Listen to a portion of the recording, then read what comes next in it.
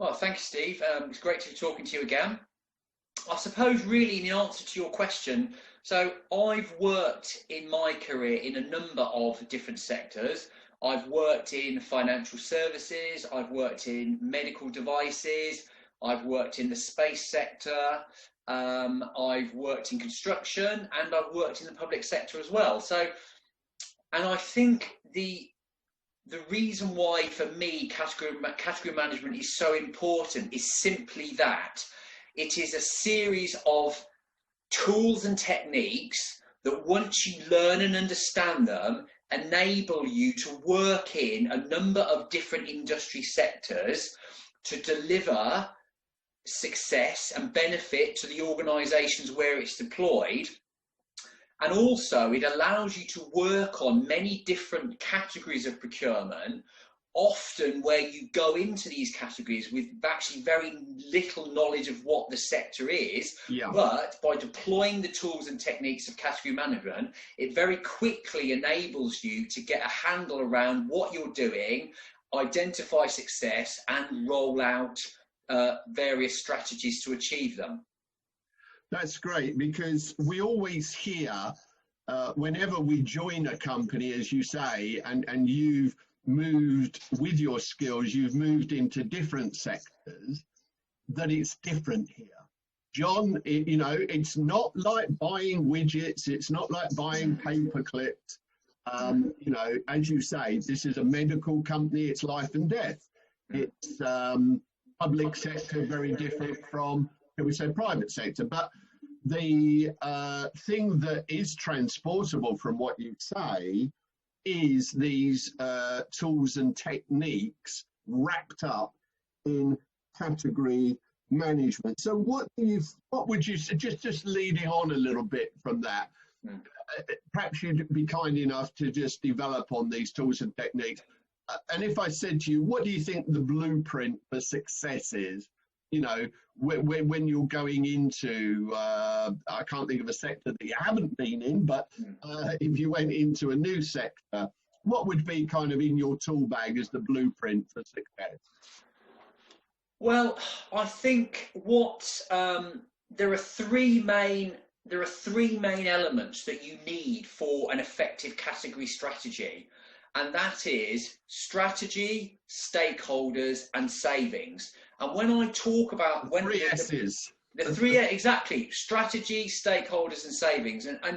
And what I'm going to develop this in my presentation is how, when you effectively bring these three elements together, you can deliver a really transformational strategy.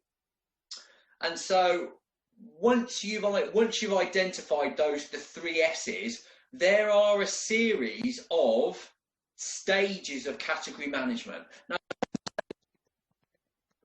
these are effectively a change management process, and the stages vary slightly depending on which organisation you work in, but all of this, what the stages have in common is they are about identification of where you are, identification of change and benefit opportunities, and then finally about embedding that change. So it's about taking a category or an organisation through a transformational state. Yeah, I think that's an excellent point that you make. It is change management, isn't it? And obviously, as we're in the procurement profession, we believe that's change for good. But nonetheless, we have to recognise that being a change program, and you use the word transformation, there is, shall we say, change equals disruption. And as we know from lots of publications at the moment, disruption is again a big topic. But the idea is that it's good, that these things are good, change is good. But nonetheless, I guess, to take people with us on that journey of change, we need everybody to buy in. So I guess that's one of the S's there, is it not? Yeah. The stakeholder piece. Yeah. So I think that the key driver of any successful category strategy is around the identification of business requirements. So they're not the business requirements of procurement, they're the business requirements of the stakeholder. Because what you are doing is you are leading stakeholders on a journey. And unless those stakeholders are bought into that destination, they are not going to be willing participants in this journey.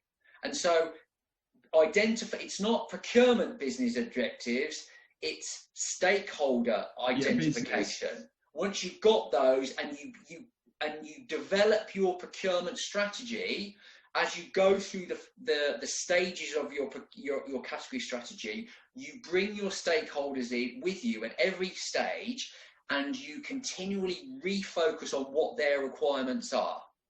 It's like a golden thread, really, isn't it? That you're taking the business strategy, you're taking the business objectives, the mission statement to some degree, and you're bringing that through the stakeholders' mission and their objectives, and then dovetailing procurements into that to make sure that, I say a golden thread, but that there's alignment with all of those three S's. What can people expect when they hear you talk? You know, because people will want to interact with you, ask you a few questions, you know, tap into that deep knowledge that you've got. What can they expect to hear from John Thompson when he speaks? Okay, so what I'm going to do is on March the 11th, I'm going to share a particular set of experiences that I had when I worked for a medical device company. Right. So this company, it had 150,000 employees. It's 150,000 years old. 150 years old rather. Not that old. It's 150 years old, and it has a turnover of nearly $4 billion a year. So I was brought into that organisation, and I was given a particular set of challenges with this particular scope. And what I'm going to share with the audience is obviously the size and the scope of that challenge. I'm gonna talk to them about what makes an effective category strategy, so which was where my starting base was. I'm going to share with them the stages of category management and how I brought my stakeholders through that process. Then I'm going to identify the levers and the blockers of change, which using this category management process, I was able to surface and identify. Because it's not just a cut and paste from a textbook, is it? I mean, no. You know, there's challenges all along the way. Yeah, there's challenges along the way, and what I suppose the point that I'm trying to make is that every situation has a different set of challenges. But using a well-defined category management set of tools, you are able to identify what those challenges are and overcome those changes. Well, certainly predict them and forecast them, and as you say, overcome them. Yeah. Look forward to working with you and hearing you speak on March 11th. Great. Thank you very much, Steve. Nice to talk to you.